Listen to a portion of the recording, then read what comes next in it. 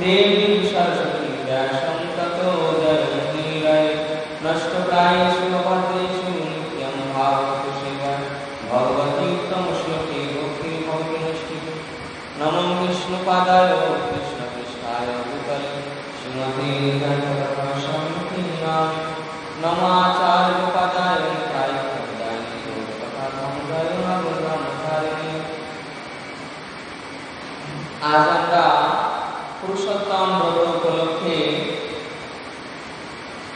পুরুষোত্তম মাসে ভগবানের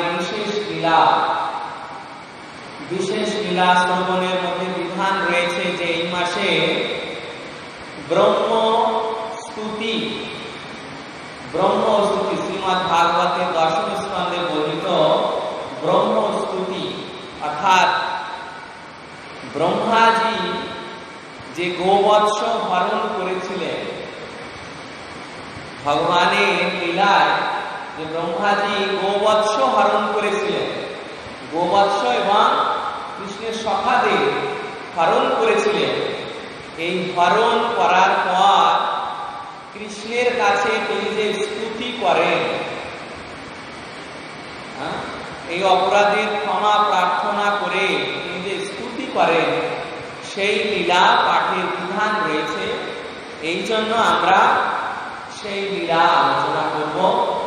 প্রতিদিন দশম স্কন্ধের এই লীলা থেকে 2টি অথবা 3টি করে শ্লোক আমরা শ্রবণ করব। এই অধ্যায়ে 61টি শ্লোক রয়েছে। তো প্রথম শ্লোকে ব্রহ্মা বলছে,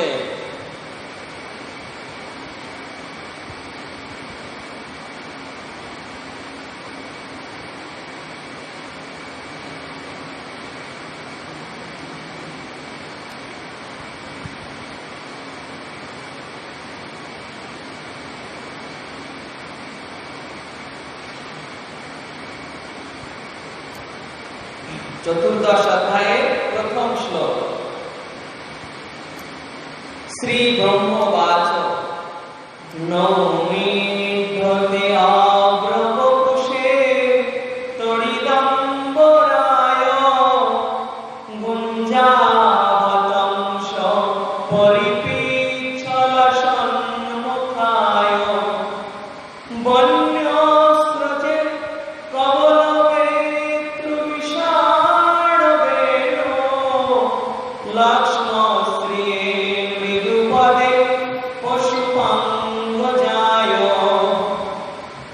বিশেষ শ্লোক। ব্রহ্মা শ্রীকৃষ্ণের রূপ বর্ণন করে তিনি বলছেন, এর আগে তো তিনি বাসুদেব, শঙ্কর্ষণ বা গর্ভদোক্ষায় বিষ্ণু অনেক অবতারদের দর্শন করেছেন। তাদের সকলে চতুর্ভুজ রূপ, কিন্তু শ্রীকৃষ্ণকে এখন দর্শন করছে দ্বিভুজ রূপে দর্শন করছে। তাই সেই বর্ণনা অনুযায়ী শ্লোক লিখেছেন। প্রথম শ্লোক ব্রহ্মা। এই শ্লোকে তিনি বলছেন যে, হে প্রভু, আপনি পরমারাধ্য পরমেশ্বর ভগবান। তাই আপনার সন্তুষ্টি বিধানের জন্য আমি আপনাকে আমার সশ্রদ্ধ প্রণাম ও স্তুতি নিবেদন করছি। হে নন্দনন্দন, আপনার দিব্য দেহ নবঘন শ্যামবর্ণ মেঘের মতো, আপনার পরিধেয় বস্ত্র বিদ্যুতের মতো দীপ্যমান এবং কুচফল বিরচিত আপনার কর্ণভূষণ ও মস্তকের শিকিপুচ্ছের দ্বারা আপনার মুখমণ্ডলের সৌন্দর্য বৃদ্ধিপ্রাপ্ত হয়। বিবিধ বনফুলের মালা ধারণ করে এবং পাচন বাড়ি বিশান বেণুর দ্বারা ভূষিত হয়ে আপনার হাতে এক গ্রাস অন্ন নিয়ে আপনি সুন্দরভাবে দাঁড়িয়ে থাকেন। এখানে তিনি বর্ণনা করছেন ব্রহ্মাজি, যে কৃষ্ণ বনে যে অবস্থায় দাঁড়িয়ে আছে, অর্থাৎ ব্রহ্মাজি কখন গিয়েছিলেন। ব্রহ্মাজি এই লীলা হয় যখন শুনে থাকবেন অঘাসুর বধ করলেন ভগবান। অঘাসুর সেই মস্ত বড় সর্প কংস প্রেরণ করেছেন অঘাসুরকে। তো অঘাসুর এসে ওই কৃষ্ণ যখন সখাদের নিয়ে গোচারণে যাচ্ছেন, তো সেই সময় অঘাসুর কি করেছে, ওই রাস্তার মধ্যে তার মুখ মুখকে খুলেছে। তো এমন ভাবে মুখ খুলেছে যে মনে হচ্ছে যে ওই অঘাসুরের মুখটাই রাস্তা, অঘাসুরের মুখটাই রাস্তা, এবং ভিতরকে দেখে মনে হচ্ছে গুফা, গুফা মনে হচ্ছে। এবং ওই নিচের চোয়াল তো রাস্তা হয়ে পড়ে আছে, আর জিহ্বা বের করে দিয়েছে, পুরোপুরি রাস্তা হয়ে গিয়েছে। আর উপরের চোয়াল আকাশে মেঘেকে স্পর্শ করেছে। এত বড় বিশাল মুখ বিস্তার করে ওই রাস্তার পরে বসে আছে। আর যে সখারা আসছে কৃষ্ণের সঙ্গে খেলতে খেলতে, তারা কিন্তু আগে আসছে, সখারা আগে আসছে। সখারা আগে, তার আগে গোবৎসরা, মানে বৎস, বৎস বাছুর যাকে বলা হয়, গাভী বাছুর, তারা আগে আগে দৌড়াতে দৌড়াতে আসছে। তারা এসে ওই সামনে দাঁড়িয়ে গিয়েছে। সখারা বলছে, দেখো দেখো হে সখাগণ,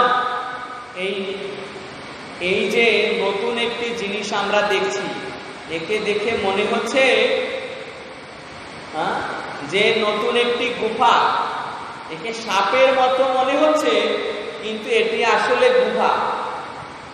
তারা বলছে যে এটাকে দেখে সাপের মতো মনে হচ্ছে, কিন্তু এটি আসলে গুফা।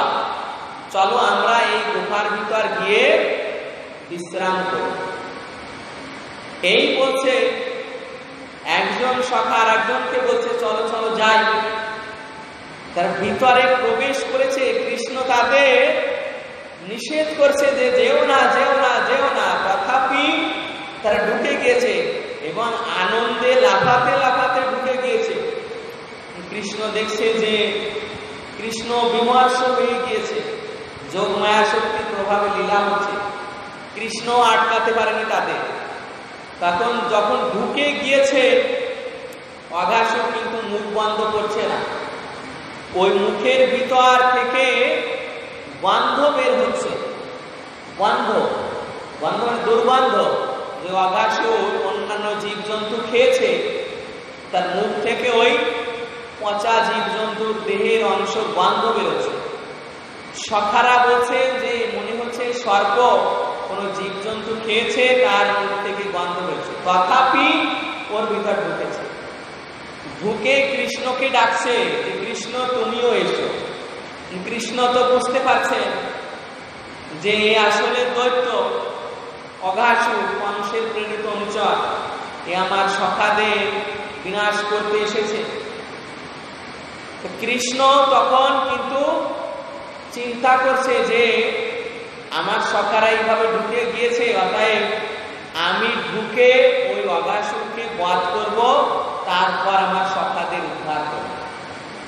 এই চিন্তা করে কৃষ্ণ যখনই ঢুকেছে, তখন কিন্তু ওই অঘাসুর মুখ বন্ধ করে দিয়েছে। মুখ বন্ধ করলে কৃষ্ণের যারা সখা গোবৎস, শ্বাস নিতে না পেরে ওর ভিতর ছটফট করে কিন্তু মারা গিয়েছে, অচেতন হয়ে গিয়েছে।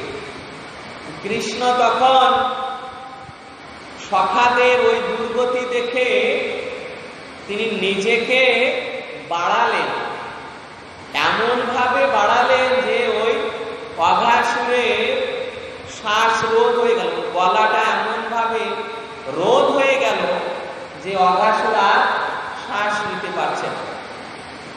এই যখন শ্বাস নিতে পারছে না, শ্বাস বন্ধ হয়ে গিয়েছে, তখন অঘাসুর এদিকে ওদিকে মোড়া দিচ্ছে। তখন কৃষ্ণ কি করেছেন, নিজেকে বাড়িয়ে ওই অঘাসুরের নিচের চোয়াল পা দিয়ে দাবিয়েছেন, আর উপরের চোয়াল হাত দিয়ে ভেঙে দিয়েছেন। নিজেকে এইভাবে ভেঙে দেওয়ার পর দেবতারা আকাশ থেকে পুষ্প বৃষ্টি করেছেন। ভগবানের এই লীলা দর্শন করে পুষ্প বৃষ্টি করেছেন। তারপর কি হলো, কৃষ্ণ তখন ওই সমস্ত গোবৎসদের, তারপর সখাদের দিকে দৃষ্টি দিলেন, দৃষ্টি, তার অমৃতময় দৃষ্টি প্রদান করলে ওই সমস্ত সখারা, গোবৎস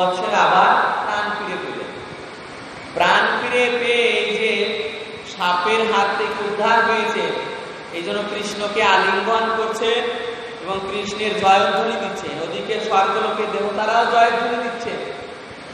এই জয়ধ্বনির আওয়াজ চলে গিয়েছে ব্রহ্মলোকে। ব্রহ্মলোকে জয়ধ্বনির আওয়াজ চলে গিয়েছে। সেখান থেকে ব্রহ্মার কানে এই আওয়াজ গিয়েছে যে ব্রহ্মা যে অসুরের জন্য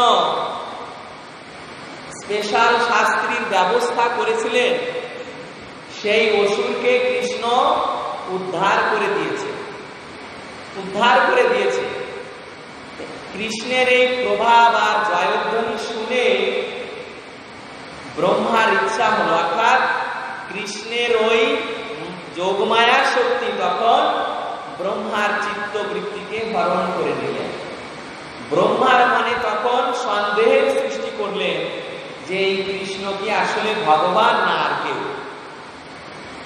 তাই তিনি ব্রহ্মা স্বয়ং নিজে এলেন পরীক্ষা করার জন্য, যে তিনি এসে এই বালককে, এই গোপরাজের বালককে পরীক্ষা নেবেন। এই মনস্থ করে এলেন। আর কৃষ্ণ ওই যে সখাদের নিয়ে পুলিন ভোজনে বসেছেন মাত্র, মানে যমুনার পাশে সখাদের নিয়ে ভোজনে বসেছেন। যে যার বাড়ি থেকে যা এনেছিল সব খুলে একে একে সামনে রাখছেন, কৃষ্ণ মাঝখানে, সখারা গোল হয়ে বসেছে। যার মা যা পাঠিয়েছে ওই লাঠির আঘাত লাঠির মাথায় বেঁধে কাপড়ে বেঁধে পাঠিয়েছে, কারো মাটির ভান্ডে বেঁধে পাঠিয়েছেন, সেটা খুলছে। খুলে এখন বসেছেন। আর কৃষ্ণের মা যশোদা রানী কি পাঠিয়েছে? দই ভাত পাঠিয়েছেন। বুঝতে পেরেছেন? দই ভাত। এখন কৃষ্ণ ওই দই ভাত মেখে কেবল বসেছে। আর সখারা দেখছেন যে ওই বৎসগুলো ওখানে চড়াচ্ছিল, তাদের আর খুঁজে পাচ্ছে না। মানে ব্রহ্মা এসে কি করেছে? বৃন্দাবনে নতুন ঘাস, কচি ঘাস গজিয়ে দিয়েছে। আর ওই গোবৎসরা ওই ঘাসের লোভে তারা ঘাস খেতে খেতে গহীন অরণ্যে যখন প্রবেশ করেছে, অর্থাৎ সখাদের দৃষ্টির আড়াল হয়েছে, কৃষ্ণের দৃষ্টির আড়াল হয়েছে, তখন কিন্তু ব্রহ্মা ওই গোবৎসদের হরণ করে নিয়েছে। এই যে হরণ করে নিল, এরপর সখারা দেখছেন আরে আমাদের বৎসরা কোথায়, তারা খুঁজে পাচ্ছেন না। তারা তখন খাওয়া ছেড়ে উঠেছে যে চলো আমরা সকলে গিয়ে গোবৎসদের সন্ধান করে আনি। কৃষ্ণ তখন বলছেন না না, তোমরা এখানে বসে খাও, আমি একাই যাচ্ছি না, আমরা তোমার সঙ্গে যাব। কৃষ্ণ বলছেন না, তাহলে আমার দুঃখ হবে। আমার ইচ্ছা যে তোমরা এখানে বসে খাও, দেখো আমিও এই হাতে খেতে খেতে যাচ্ছি। এইভাবে কৃষ্ণ কি করেছে? বাম হাতে এই দইয়ের হাঁড়ি থেকে এক মুঠ নিয়েছে অন্ন মিশ্রিত দই, বাম হাতে। বুঝতে পেরেছেন? বাম হাতে নিয়েছে, বাম হাতে খাচ্ছে। আর ডান হাতে ওই রাখালদের হাতে যে লাঠি থাকে, সেই লাঠি, আর এই বাম বগলে ওই শিঙা চেনেন? এই যে মহিষের শিং বা গরুর শিং দিয়ে যে বাঁশি বাজায়, দেখেছেন? শিঙা, ওই শিঙা বাম বগলে দাবানো। আর এই কাঠে মানে মাজায় এখানে বাঁশি গুঁজে রেখেছে। এইভাবে কৃষ্ণ চলছে, যে সখাদের দেখাচ্ছেন যে দেখো আমি খেতে খেতে যাচ্ছি, তোমরা চিন্তা করো না। আর ব্রহ্মাকেও তিনি বিমোহিত করছেন যে সাধারণ গোপের শিশু। তা ঠিক গোপের বেশে কৃষ্ণ ওই অন্বেষণ করতে যাচ্ছে যে আমার বৎসরা হারিয়ে গেছে, যাই খুঁজে নিয়ে আসে। এইভাবে ব্রহ্মাকেও মোহন করছেন। কৃষ্ণ যখন এইভাবে যাচ্ছেন, যেতে যেতে গহীন অরণ্যে প্রবেশ করেছেন। আর এদিকে ব্রহ্মা এসে তার ওই সখাদেরও হরণ করে নিয়ে গিয়েছেন। আগে বৎসদের হরণ করে নিয়েছেন, এবার সখাদের। এই যে ব্রহ্মা হরণ করে নিয়ে গেলেন, কিন্তু আসল সখা, আসল গোবৎসদের হরণ করতে ব্রহ্মা পারেনি। কৃষ্ণের এখানে অনেক বড় লীলা। যখন ভগবান রামচন্দ্র দেখেছেন যে তার কাছ থেকে সীতা দেবীকে রাবণ হরণ করে নিয়ে যায়। কোন সীতাকে হরণ করেছিল? মায়া সীতাকে। ভগবান রামচন্দ্র আসল সীতাকে অগ্নিতে রেখে দিয়েছিলেন, অগ্নির মধ্যে। আর যে ছায়া সীতা, সেই সীতাকে রাবণ হরণ করেছিল, আসল সীতাকে করতে পারে না। তা ঠিক তেমনি এখানে কৃষ্ণ তার নিজের ওই সখাদের আর গোবৎসদের নিজের মধ্যে রেখে দিয়েছিলেন, নিজের মধ্যে রেখে দিয়েছিলেন। আর মায়া দ্বারা ওই সখা তৈরি করেছেন আর গোবৎস তৈরি করেছেন। তাদেরকে ব্রহ্মা হরণ করে নিয়ে যান, ব্রহ্মলোকে নিয়ে গিয়েছেন। ব্রহ্মলোকে নিয়ে গিয়েছেন ব্রহ্মা, নিয়ে সেখানে রেখেছেন তাদের, তার মায়া বিস্তার করে ঘুম পাড়িয়ে রেখেছেন। এই ব্রহ্মলোকে গিয়েছেন আর সেখান থেকে আবার ফিরে আসছেন এই 1 বছর। বুঝতে পেরেছেন? 1 বছর, একদিন গিয়েছেন, ফিরে আসতে 1 বছর। তো এই সময়ের মধ্যে কৃষ্ণ কি করেছেন? কৃষ্ণ এই যে তার অঙ্গ থেকে, তার অঙ্গের মধ্যে যাদের রেখেছিলেন, এখন তাদেরকে তো আর প্রকাশ লীলায় আনতে পারবেন না, একটা বিশেষ লীলা করছেন। তাই কৃষ্ণ কি করলেন? নিজের থেকে নিজেকে ওই সখাদের রূপে, গোবৎসদের রূপে নিজেকে বিস্তার করলেন। যত সখা ছিল, যত গোবৎস ছিল, নিজের অঙ্গ থেকে ঠিক ঠিক সেই রূপে, সেই অভ্যাস, সেই রং, সেই গোবৎসদের স্বভাব, সেই সখাদের স্বভাব, সেই স্বভাব অনুযায়ী, সেই রূপ অনুযায়ী সখাদের গোবৎসদের সৃষ্টি করলেন। কিন্তু নিজে কৃষ্ণ সব, কিন্তু রূপে আলাদা। এখন এই রকম ভাবে কৃষ্ণ যে সখাদের তৈরি করলেন, গোবৎসদের তৈরি করলেন, আর যে কৃষ্ণ, মূল কৃষ্ণ, তিনি তখন কি করছেন? ওই সখাদের দলনেতা হয়ে যার যে গোবৎস, এক সখার মনে করুন 5টা গোবৎস, সব সেও কৃষ্ণ, গোবৎসও কৃষ্ণ, আর যে চড়াচ্ছে সেও কৃষ্ণ। এখন ওই সখারা গোবৎসদের নিয়ে চলতে চলতে সন্ধ্যা হয়েছে, তখন গৃহের দিকে ফিরেছে। গৃহের দিকে যখন ফিরেছে, তখন কৃষ্ণ আসলে ওই যে টের কদম, রূপ গোস্বামী যেখানে থাকতেন, টের কদম, ওখানে আসলে মা যশোদা, নন্দ বাবা তারা ঠিক পেতেন যে ওখানে তার পুত্র এসেছে, তাই তাকে আগমনী করতে যেতেন। সেই দিন যখন সেই বংশীর ধ্বনি শুনতে পেয়েছেন যে আমার পুত্র আসছে, গোপীরা ভাবছে আমার পুত্র আসছে, তো সকলে এমন ভাবে, এমন গাভীগণ এমন ভাবে ছুটেছেন। কেন না, ওই আজকে সকলে কৃষ্ণ, সকলে কৃষ্ণ। অন্য দিন শুধু কৃষ্ণকে দেখার জন্য যেত, আর আজকে ওই মাতারা তাদের সন্তানদের ফিরে পেয়ে, গোবৎস তাদের সন্তানদের ফিরে পেয়ে, গাভীগণ তাদের সন্তানদের ফিরে পেয়ে ওই বৎসদের আলিঙ্গন করছে, চুম্বন করছে।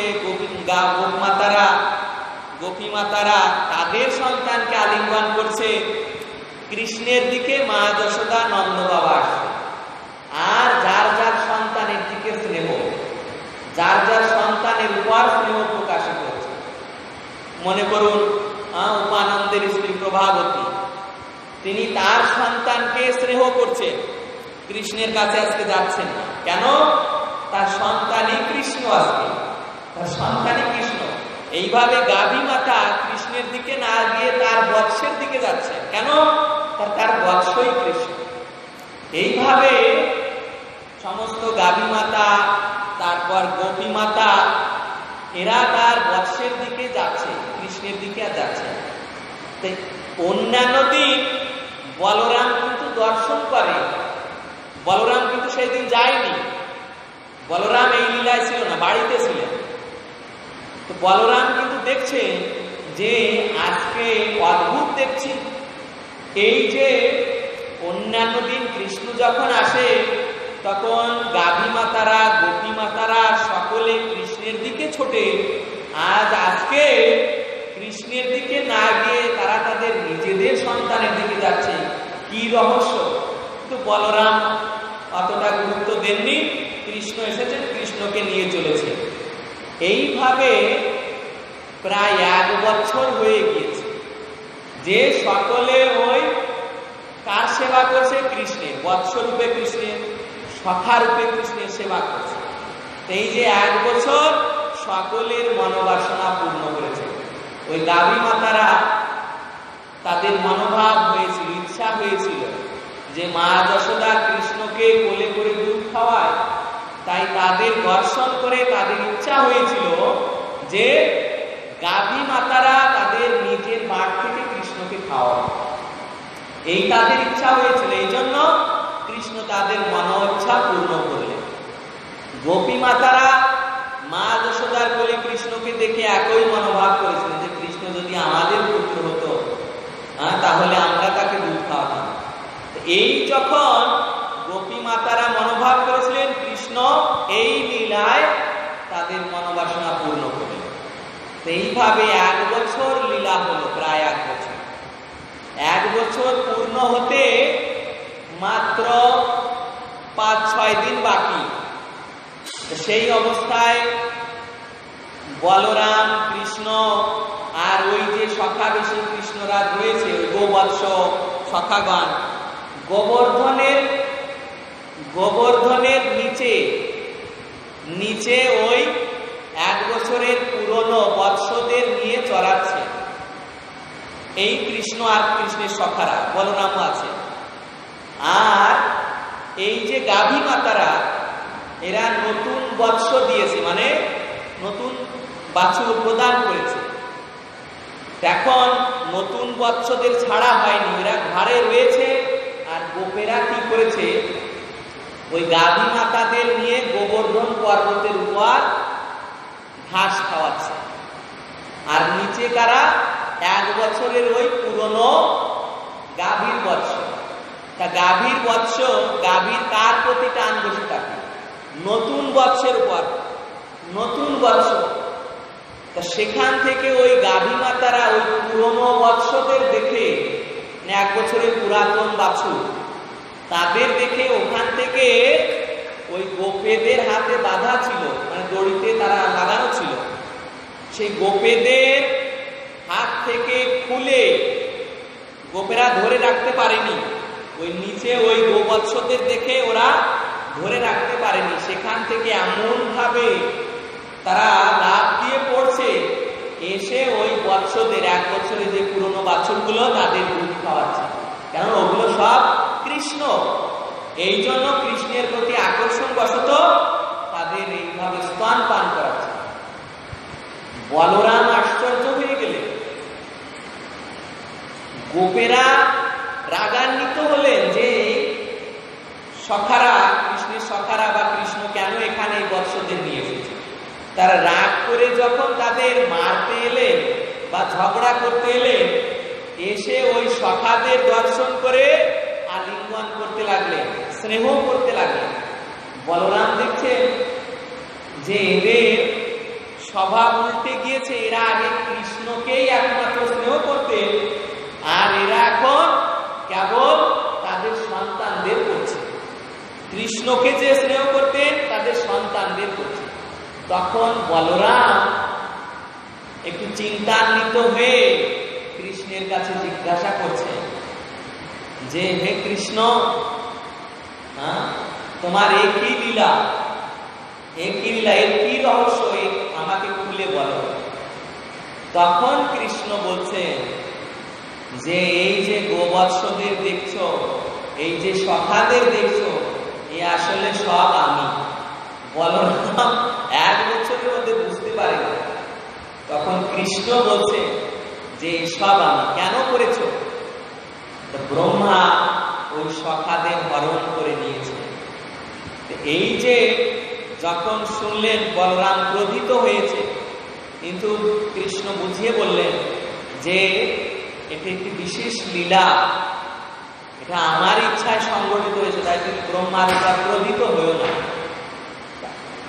এরপর ব্রহ্মা এসে দেখছে ওই 1 বছর পরে, এই যে 1 বছর অতীত হলো, ব্রহ্ম এই লোক থেকে ব্রহ্মলোক যেতে 1 বছর টাইম, ওখান থেকে ব্রহ্মা ফিরে এসেছে। ফিরে এসে দেখছে যে আমি যাদের হরণ করেছিলাম তারা তো ওই লোকে আছে, আবার এখানেও যে তাদের দেখছি, এখানেও যে তাদের দেখছি। এরপর ব্রহ্মা আবার ফিরে গিয়েছে। আবার যখন ফিরে গিয়েছেন যে তাদের যেখানে আটকিয়েছেন সেখানে তো ঠিক আছে, তিনি তার নিজের আসনে গিয়ে বসতে গিয়েছেন। সেখানে তখন কৃষ্ণ আর একজন ব্রহ্মাকে পাঠিয়ে দিয়েছে। কৃষ্ণ আর একজন ব্রহ্মাকে দিয়ে পাঠিয়ে দিয়েছেন। ওই ব্রহ্মা আসনে গিয়ে বসেছেন, কৃষ্ণের পাঠানো ব্রহ্মা। আর এই যে মূল ব্রহ্মা, সে যখন ভিতরে প্রবেশ করতে গিয়েছেন, তখন দাঁড়িয়ে বলছেন আপনি কে? আপনি কে? কেন? আমি তোমাদের প্রভু ব্রহ্মা, চতুর্মুখ ব্রহ্মা, আমাদের প্রভু তো উনি আসনে বসা, আপনি কে? তখন ব্রহ্মা চিন্তা করছে যে নিশ্চয়ই আমার অপরাধ হয়ে গিয়েছে, আমি আমার প্রভুকে পরীক্ষা করতে গিয়েছি। তাই তখন ব্রহ্মা ছুটে এলেন। ছুটে এসে দেখছেন যে কৃষ্ণ ওই সখাদের নিয়ে খেলা করছেন। ব্রহ্মা তখন কৃষ্ণের সামনে গিয়ে দাঁড়িয়েছেন, দাঁড়িয়ে প্রণাম করছেন, আর ওই সখাদের দিকে তাকিয়েছেন। তখন দেখছেন যে এই সখারা সব চতুর্ভুজ বিষ্ণুমূর্তি, এই যত গোবৎস সব চতুর্ভুজ বিষ্ণুমূর্তি, সব কৃষ্ণ। তখন ব্রহ্মা এইভাবে কাঁদো কাঁদো হয়ে কৃষ্ণের স্তুতি করছেন। সেই ব্রহ্ম স্তুতির প্রথম শ্লোকই আপনাদের অধ্যয়ন করালাম, যেখানে ব্রহ্মা বলছে, ব্রহ্মা কৃষ্ণের রূপ বর্ণন করে বলছে। তাই এই শ্লোকে কৃষ্ণের সেই অদ্ভুত রূপের বর্ণনা করা হয়েছে, যে রূপে তিনি ছিলেন, যে নবঘন মেঘের মতো, নবঘন শ্যাম এবং বিদ্যুতের মতো বস্ত্র পরিধান করে কৃষ্ণের মাথায় কি রয়েছে?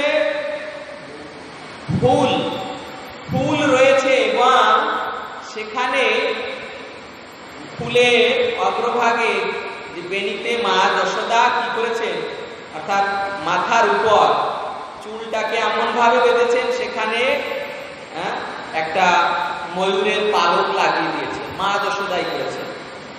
আর কর্ণভূষণ, কানে আভূষণ করেছেন কি? গুঞ্জা ফুল, অর্থাৎ কুচফুল। তো নাম শুনেছি, দেখিনি কুচফুল কেমন হয়, বৃন্দাবনে রয়েছে। তো এইভাবে, আর বনফুলের মালা, যা পারিজাত পুষ্পকেও, স্বর্গের পারিজাত পুষ্পকেও হার মানিয়ে দিয়েছে, সেই বৃন্দাবনের বনফুলের মালা সখারা কি করেন? মা যশোদা তো গৃহের থেকে শৃঙ্গার করিয়ে দেন, সাজিয়ে দেন। আর কৃষ্ণ যখন বনে যায়, তখন সখারা কৃষ্ণের শৃঙ্গার করে কি দিয়ে? বৃন্দাবনে লাল মাটি পাওয়া যেত, লাল মাটি, সেই মাটি দিয়ে কৃষ্ণের মুখে অঙ্কন করতে। আর তোড়া তোড়া ফুল, যে বৃক্ষে দেখতেন যে তোড়া ফুল হয়েছে, সেই ফুল এনে ওই পাগড়িতে লাগিয়ে দিতেন। তারপর ছোট ছোট ফল এনে এই কৃষ্ণের পাগড়িতে এটা সাজিয়ে গুজিয়ে দিতেন। এইভাবে সখারা কৃষ্ণের শৃঙ্গার করতেন। সেইভাবে তারা বনে গিয়ে কৃষ্ণের জন্য এই মালা, বনফুলের মালা, অর্থাৎ কোন সুন্দর ফুল পেয়েছে, সেই সুন্দর ফুলকে তারা লতার দ্বারা জড়িয়ে, ছোট লতার দ্বারা, চিকন লতার দ্বারা জড়িয়ে মালা তৈরি করে, পত্র ফুল দিয়ে মালা বানিয়ে সেটা কৃষ্ণের গলায় পরিয়ে দিয়েছে। এইভাবে অতি সুন্দর ভাবে কৃষ্ণ দাঁড়িয়েছিলেন এবং ওই দধি ভাত খাচ্ছিলেন। এই অবস্থায় ব্রহ্মা দর্শন করেছেন। দর্শন করে তিনি তার কাছে ক্ষমা প্রার্থনা করছেন। দ্বিতীয় শ্লোকে, হে প্রভু, কৃপা করে আপনার যে দিব্য তনু আমায় প্রদর্শন করেছেন, যা কেবল আপনার শুদ্ধ ভক্তবৃন্দের মনোবাঞ্ছা পূরণের জন্য প্রকটিত হয়ে থাকে, আপনার সেই দিব্য স্বরূপ শক্তির পরিমাপ করতে আমি পারি না বা অন্য কেউ করতে পারে না। যদিও আমার মন সম্পূর্ণভাবে জড় বিষয় থেকে নিবৃত্ত হয়েছে, তবু আমি আপনার স্বরূপ হৃদয়ঙ্গম করতে অসমর্থ। তাহলে যে সুখ আপনি আমার মধ্যে অনুভব করেন, তা আমি কিভাবে হৃদয়ঙ্গম করতে সক্ষম হব? ব্রহ্মা দ্বিতীয় স্তুতিতে বলছে যে, হে প্রভু, আপনার এই যে রূপ, আপনার এই যে রূপ আপনি প্রদর্শন করেছেন, তা কেবল শুদ্ধ ভক্তের মনোবাঞ্ছা পূরণের জন্য। অর্থাৎ আপনার যারাই পার্ষদ আছেন, এনাদের মনোবাঞ্ছা পূরণের জন্য। কি মনোবাঞ্ছা? না কৃষ্ণকে আলিঙ্গন করবে, কৃষ্ণকে সর্বদা স্পর্শ করবে, কৃষ্ণকে জড়িয়ে রাখবে, কৃষ্ণের সংস্পর্শে থাকবে, কৃষ্ণের সাথে খেলা করবে, কৃষ্ণের সাথে লীলাবিলাস করবে। এই হচ্ছে তার ভক্তদের মন। কৃষ্ণকে দর্শন করবে। কোন ভক্ত আছে যে শুধু কৃষ্ণকে দর্শন করতে চায়, গোপীরা। কোন ভক্ত আছে কৃষ্ণের সঙ্গে লীলাবিলাস করতে, খেলা করতে চায়, সখারা। আর মা যশোদা, নন্দ বাবা, এরা কৃষ্ণকে আদর যত্ন করে খাওয়াতে চায়, কৃষ্ণ যাতে অসুস্থ না হয়, সেই ভালো সমস্ত ভালো ভালো জিনিস তার জন্য রাখবে, যে যাতে আমার ছেলেটা ভালো থাকে, কোনো রোগ না হয়, কোনো জীবজন্তুতে না কাটে, এই সমস্ত চিন্তা। তারপর চিত্রক পত্রক এদের দাস্যভাব। কিভাবে? মনে করুন যে কৃষ্ণ ওই রোদে রোদে গিয়ে ঘুরছে, তখন গাছের তলায় কৃষ্ণ বসেছে, তখন গিয়ে তার হাত পা ম্যাসেজ করবে, গাছের পাতা দিয়ে বাতাস করবে, ঘাম মুছে দেবে, কৃষ্ণের চরণ সংবহন করবে। এইভাবে কৃষ্ণকে সেবা করবে। এইরকম আলাদা আলাদা পরিকরের আলাদা আলাদা মনোভাব সেবা। এই যে পরিকরদেরকে শান্তি প্রদান করার জন্য, অর্থাৎ তাদেরকে সন্তুষ্ট করার জন্য আপনি প্রভু এইভাবে লীলাবিলাস করছেন আপনার শুদ্ধ ভক্তদের জন্য। ব্রহ্মা কথা বলছেন। আপনার এই যে মনোভাব, আপনার এই মনোভাবকে, আপনার এই রূপকে, এই রূপের মাহাত্ম্যকেও আমি জানতে পারি না। আমি কেন, অন্য লোকেদের কাছে আপনার মহিমা অজ্ঞাত। এবং এই যে আপনি এই গোপীদের সঙ্গে লীলাবিলাস করে কি সুখ অনুভব করছেন। আপনাকে বড় বড় দেবতা তারা পূজা করে, পাদ্যর্ঘ নিবেদন করে, তাদের আরাধনা করে, আপনি সেই দেবতাদেরও আরাধ্য। আর এখানে এসে এই গোপ শিশুদের আপনি এটো জুটা খাচ্ছেন, তাদের সঙ্গে খেলা করছেন। এতে আপনি যে আপনার মধ্যে কি আনন্দ পাচ্ছেন সেটা আমিও বলতে পারব, সেটা আমারও অজানা। যে আপনি কি আনন্দ পাচ্ছেন সেটা আমিও বলতে পারব। এইভাবে এই দ্বিতীয় শ্লোকে এইভাবে ব্রহ্মাজি স্তব করেছেন। এখন এই সবই চৈতন্য চরিতামৃতে কৃষ্ণদাস কবিরাজ গোস্বামী আরো সুন্দরভাবে ব্যাখ্যা করেছেন। তিনি সেই শ্লোকে বলছেন যে ব্রহ্মা যখন এইভাবে শিশুবৎস হরণ করলেন কি অবস্থা হল। শিশুবৎস হরি ব্রহ্মা করি অপরাধ, অপরাধ ক্ষমাইতে মাগেন প্রসাদ। শিশুবৎস হরি ব্রহ্মা করি অপরাধ, মানে শিশু মানে সখাগণকে আর বৎসগণকে হরণ করে এই যে ব্রহ্মা অপরাধ করলেন। কি অপরাধ? কৃষ্ণের কাছ থেকে কৃষ্ণের ভক্তদের আলাদা করে দিল। দেখুন ব্রহ্মা কি অপরাধ করছে, কৃষ্ণের কাছ থেকে কৃষ্ণের ভক্তদের আলাদা করে দিয়েছে। আর ইন্দ্র কি করেছিলেন না, সে বৃষ্টি ঝড় বৃষ্টি প্রদান করলেও কৃষ্ণের কাছে তার সমস্ত ভক্তদের যুক্ত করে দিয়েছে। এই জন্য কৃষ্ণ তার উপর ইন্দ্রের উপর ক্রোধিত হয়েছিলেন ব্রহ্মার উপর। তাই বলছে যে শিশু বৎস হরি ব্রহ্মা করি অপরাধ, অপরাধ ক্ষমাইতে মাগেন প্রসাদ, মানে ভিক্ষা প্রার্থনা করছে যে হে প্রভু আপনি আমার অপরাধ ক্ষমা করুন। ব্রহ্মা বলছে তোমার নাভি পদ্ম হইতে আমার জন্মোদয়, তুমি পিতা মাতা আমি তোমারও তনয়। ব্রহ্মা কাকে বলছে? ওই শিশু বৎসকে, শিশু কৃষ্ণকে বলছে যে তোমার নাভি পদ্ম থেকে আমার জন্ম, এই জন্য তুমি আমার পিতা মাতা, আমি তোমার তনয়, মানে আমি তোমার পুত্র। পিতা মাতা বালকে নালয় অপরাধ, অপরাধ ক্ষম মরে করহ প্রসাদ। যেহেতু তোমার নাভি পদ্ম থেকে আমার জন্ম, তাই তুমি কি হচ্ছ? পিতা মাতা। তুমি পিতা তুমি মাতা। মা তো লক্ষ্মী দেবী, কিন্তু মায়ের সংস্পর্শ ব্যতীতই হয়েছে। ভগবান গর্ভদোষাই বিষ্ণুর নাভি থেকে ব্রহ্মার জন্ম। ভগবান গর্ভদোষাই বিষ্ণু যখন এই ব্রহ্মাণ্ডে প্রবেশ করলেন, প্রবেশ করে তার ঘাম দ্বারা একটি সমুদ্র রচনা করলেন। এই ব্রহ্মাণ্ডের অর্ধেক ভাগকে পূর্ণ করে দিলেন, গর্ভোদক সমুদ্র। সেই গর্ভোদক সমুদ্রে থেকে তিনি যখন সেই নাভি থেকে পদ্মফুল প্রকাশ করলেন, তার নাভির নাল অর্থাৎ পদ্মফুলের নাল, সেটা অনেক বড়, তার উপর পদ্মফুল। দেখেছেন না পদ্মফুল? নাল তারপর পদ্মফুল। তাই এই নালে আর পদ্মফুলে চতুর্দশ ভুবন, মানে 14টা ভুবন, 14টা ভুবনই এই নালের ভিতর। বুঝতে পেরেছেন? তার মধ্যে ওই পদ্মফুলটা হচ্ছে সত্যলোক, ব্রহ্মার আবাস স্থান। আর ওই পদ্মফুলেই ব্রহ্মার জন্ম, পদ্মফুলেই ব্রহ্মার জন্ম। এই জন্য ব্রহ্মা বলছে যে তোমার নাভি পদ্ম হতে আমার জন্ম, তুমি আমার পিতা মাতা, আমি তোমার তনয়, মানে আমি তোমার পুত্র।